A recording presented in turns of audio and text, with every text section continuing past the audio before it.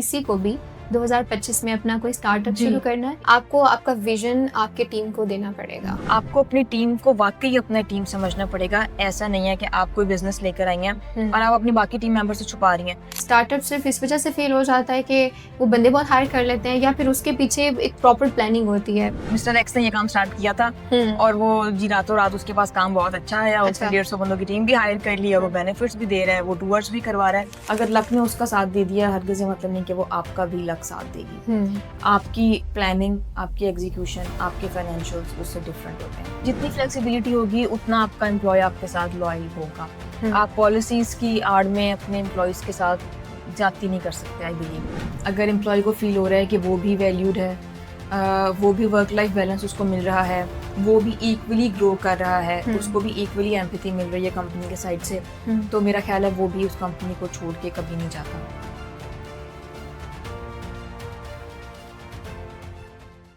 Hello everybody, this is me, Zainab Amjad, once again with another exciting episode of Zing Talk podcast. Where I should actually start from, because the topic which we are going to cover in today's episode is somehow that is been related to startups and all those people जो कि market में अपने new ventures को शुरू कर रहे हैं और अपने नए नए ideas को market में लेकर आ रहे हैं।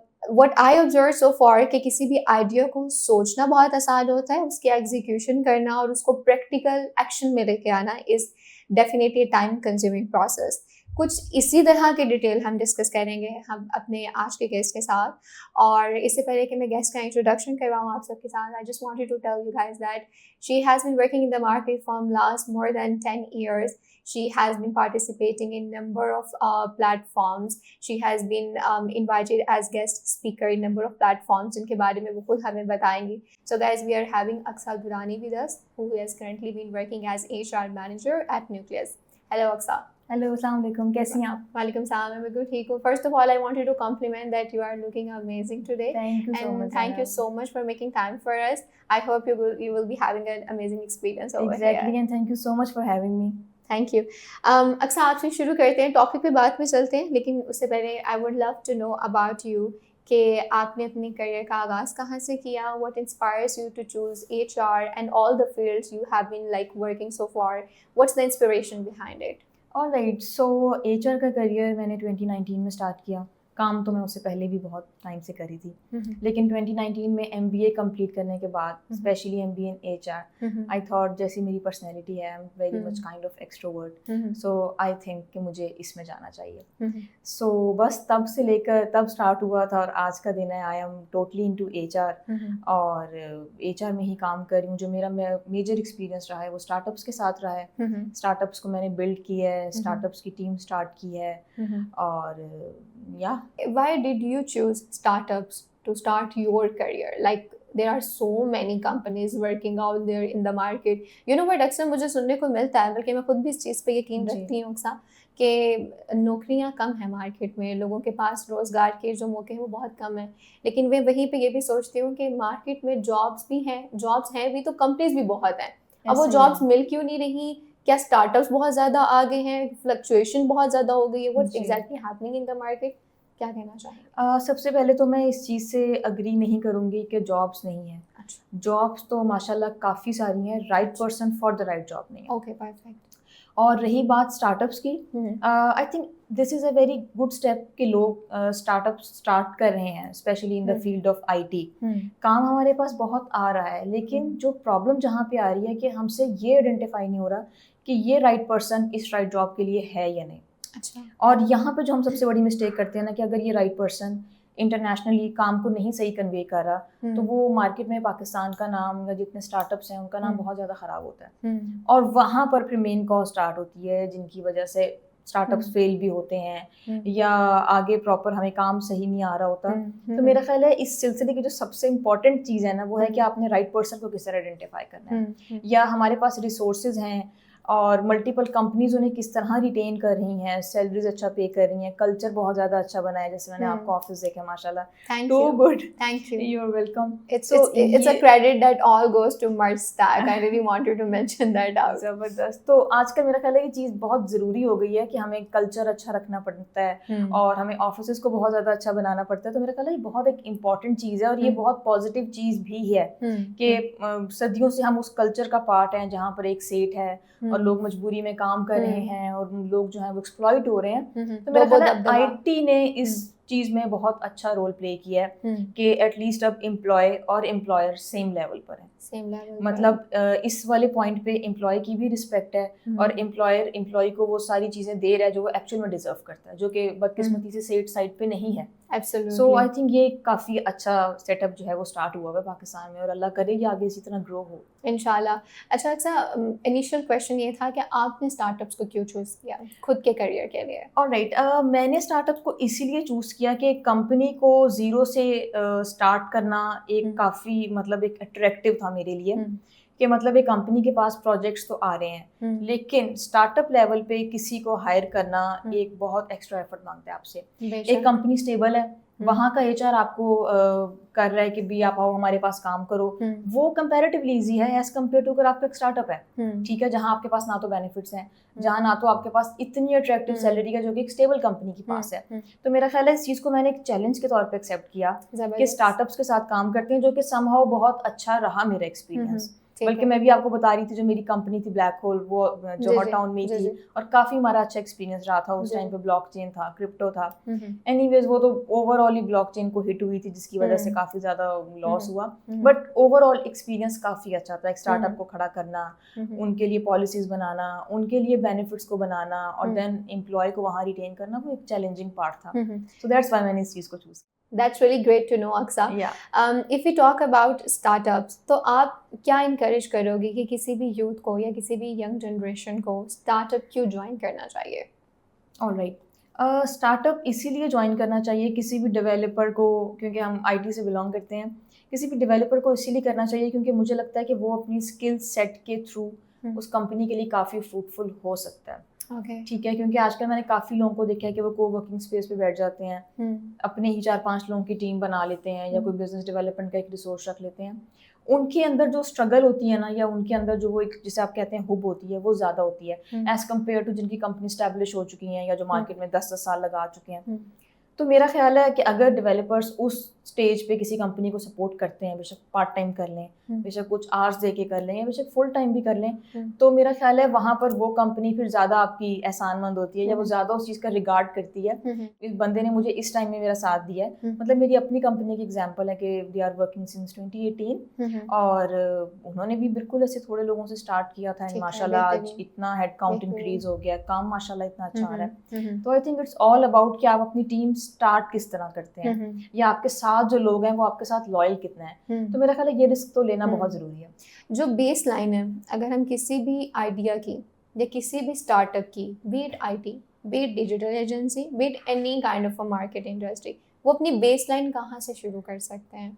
अगर किसी को अभी भी अपना बिजनेस शुरू करना है या स्टार्टअप बनाना है तो बेस लाइन क्या बनानी चाहिए उनको? आई थिंक बेस लाइन में तो सबसे पहले आपको खुद पे इतना यकीन होना चाहिए। मैंने आपको बताया ना कि काम तो है, काम मार्केट में बहुत है। अगर आप खुद भी इनिशियली अपवर्क पे, फाइवर पे, if you don't have any person of business development, आप खुद भी कर सकते हैं क्योंकि जितने भी सीईओज हैं उनकी प्रोफाइल बनी होती है, उसी पर ही काम आता है, उसी पर ही वो फर्दर आगे फिर लोगों से काम भी लेते हैं। जैसे आजकल एआई का बहुत ज़्यादा काम है। तो मेरा ख्याल है ये बेस लाइन वो चीज़ है जहाँ पे अपने आप पे आपको इतना यकीन हो कि नहीं यार हो जाएगा।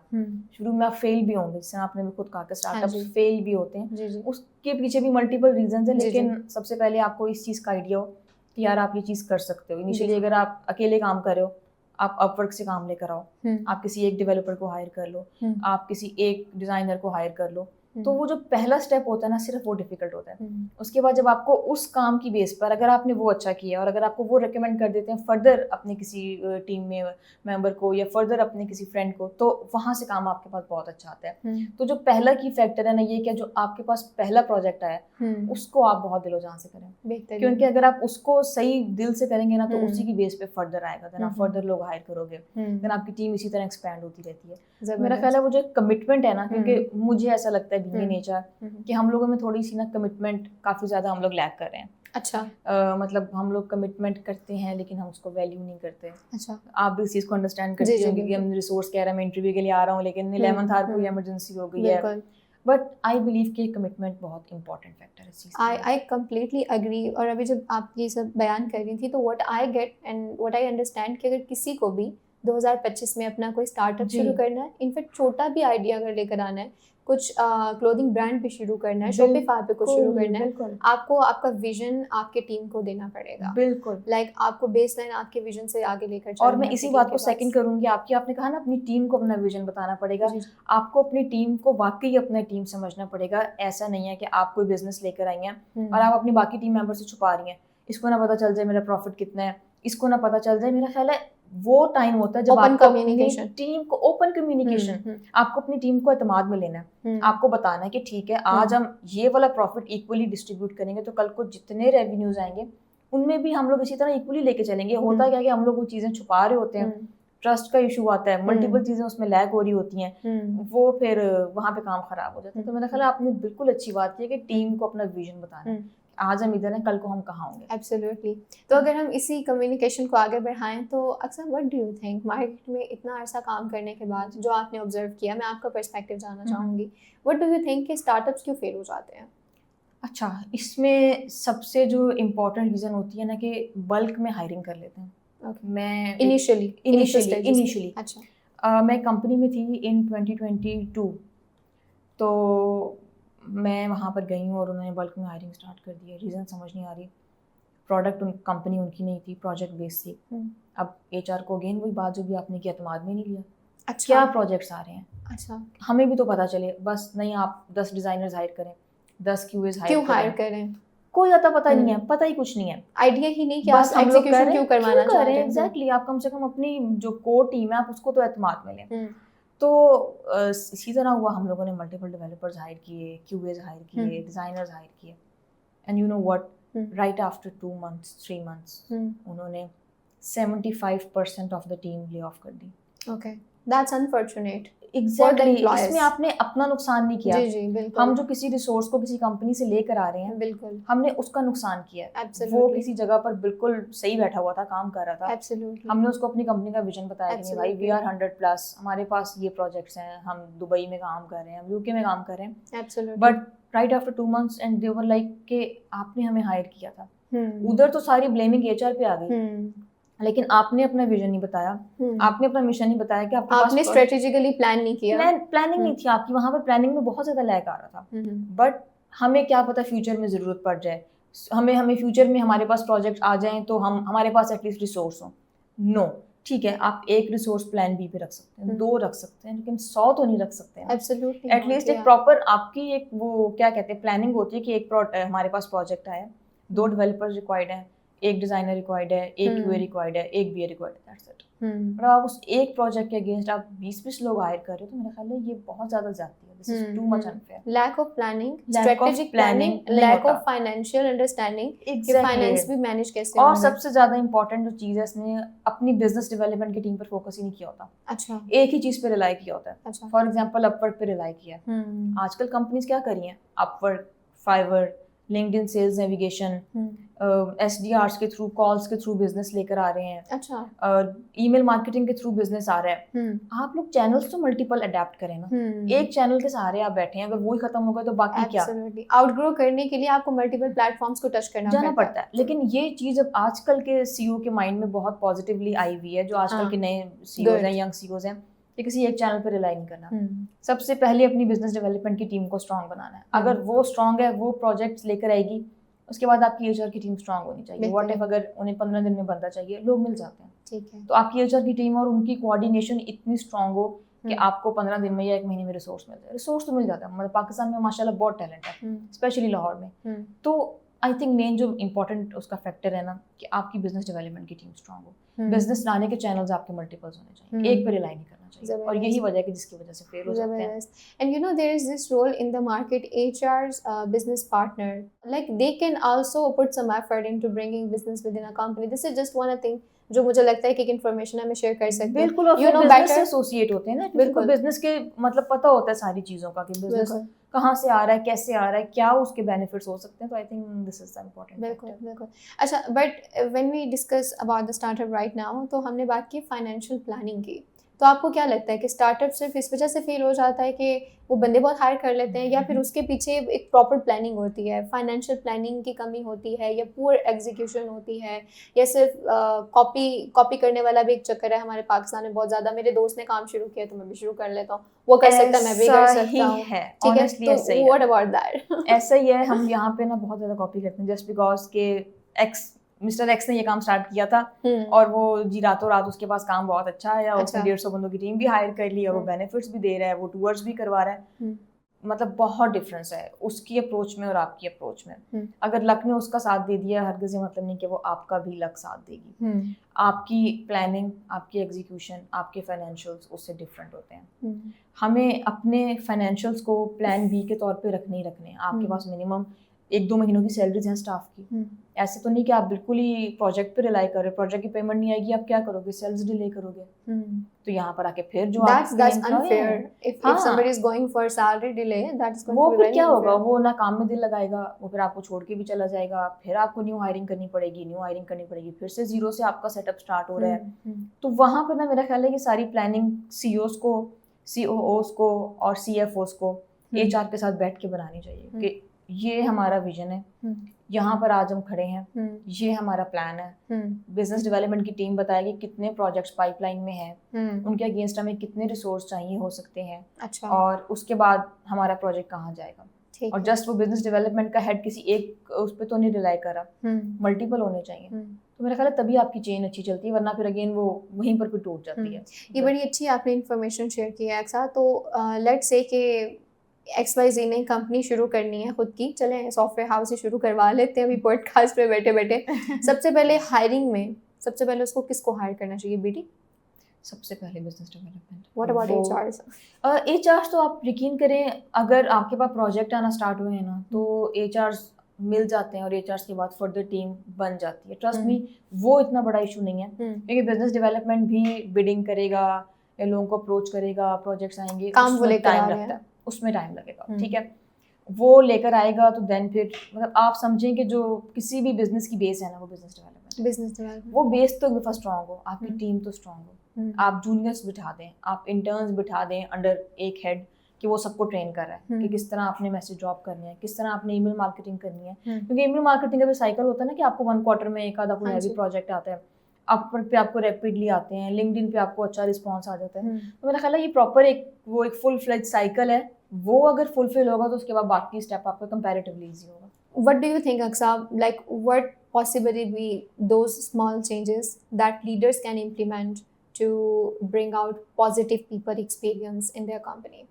I think इसमें जो सबसे इम्पोर्टेंट चीज़ है कि जो लीडर्स हैं या जो C-लेवल मैनेजमेंट है, उनका एम्प्लॉयज़ के साथ बहुत हेल्दी रिलेशनशिप होना चाहिए।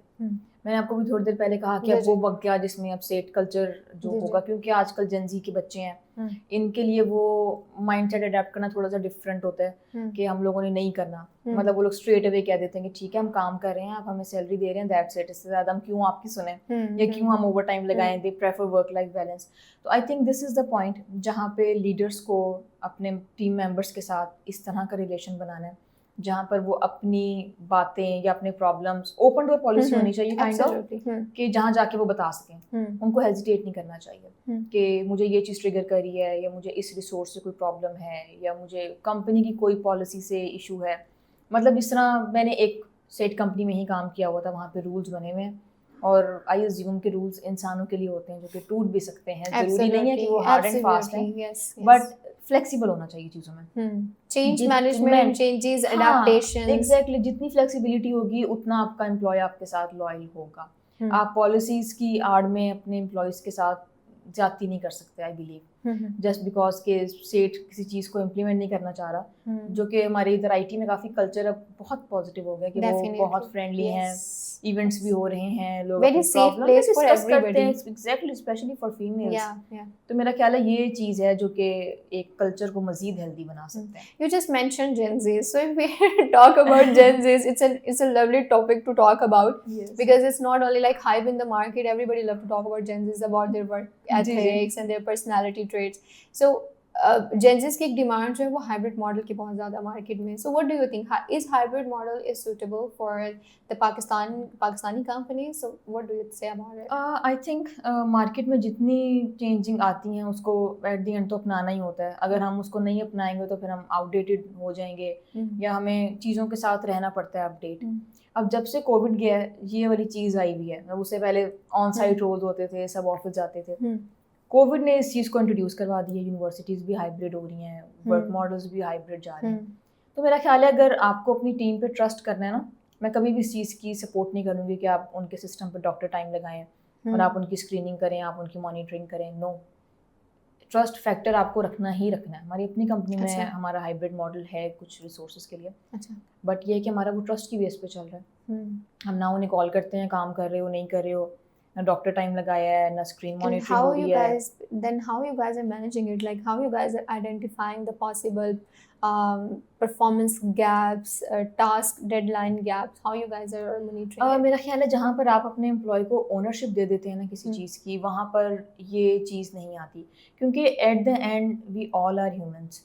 मिस्टेक्स होंगी, गलतियाँ लोग करेंगे, लेकिन आपका अपने मैनेजर के साथ इस तरह का रिलेशन होना चाहिए कि वो आपको अपडेट खुद करे. मैं इस टाइम अवेलेबल नहीं हूँ, या मैं इस टाइम 2 घंटे के लिए सिस्टम से अवे हूँ. तो मेरा ख्याल है कि ट्रस्ट के फैक्टर पर ही चीज़ें चलती हैं. अगर हम बहुत ज़्यादा माइक्रो मैनेजमेंट करते हैं ना, तो वो चीज़ें, उनका रिजल्ट सही नहीं आता.